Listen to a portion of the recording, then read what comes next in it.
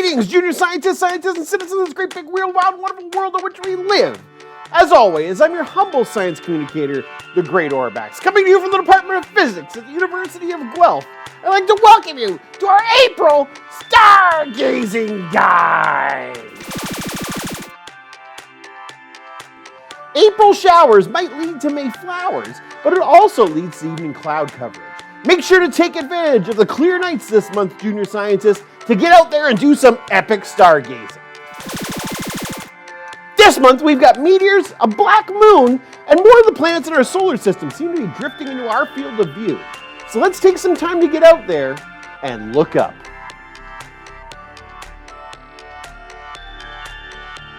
April showcases two of the constellations in our zodiac, Leo the Lion and Cancer the Crab. Both of these constellations were part of the original 48 constellations listed by the Egyptian mathematician Ptolemy in the 2nd century. Leo can be easily seen just after sunset into the late evening in the southeast. You can see him squatting in the sky, just ready to pounce.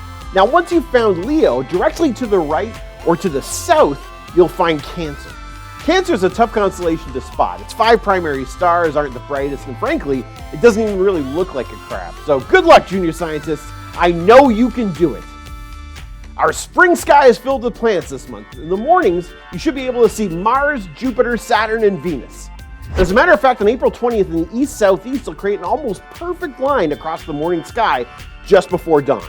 Mercury will also be visible this month in the evenings, and is best seen on April 29th when it pokes its face into the star cluster Pleiades. Meteors! For April 16th to the 25th, our night sky plays host to the Lyrid meteor shower. It takes 415.5 years for the comet C/1861 G1 Thatcher to orbit the sun.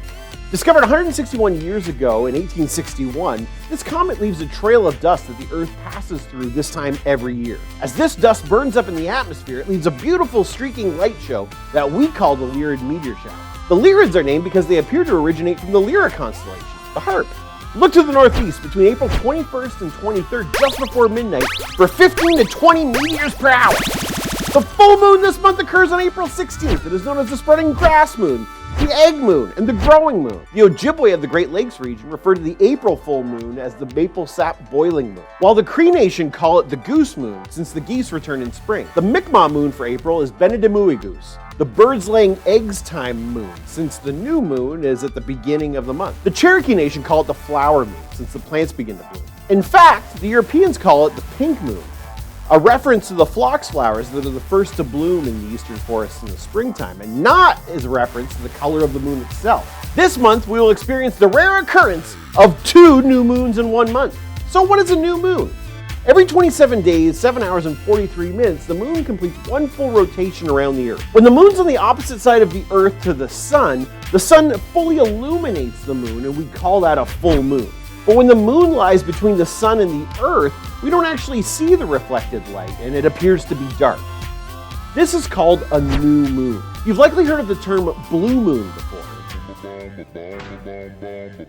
A blue moon isn't actually 1 moon, it's 2 moons.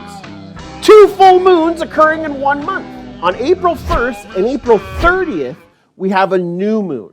2 new moons in 1 month are called a black moon. Now that the snow's all melted and we're fully into spring, it's so exciting to see all the changes that are happening on the Earth. The flowers, the trees, the growth of the animals, so many things are changing. But don't forget that things don't just change down here. Things are also changing when you look up. Thanks for watching, junior scientists, and don't forget to have a science-tastic day. Special thanks to Royal City Science's own planetary geochemist, Dr. Glynis Perrett, for her help preparing our stargazing guide. We'd also like to thank the Skyview app and the Royal Astronomical Society of Canada.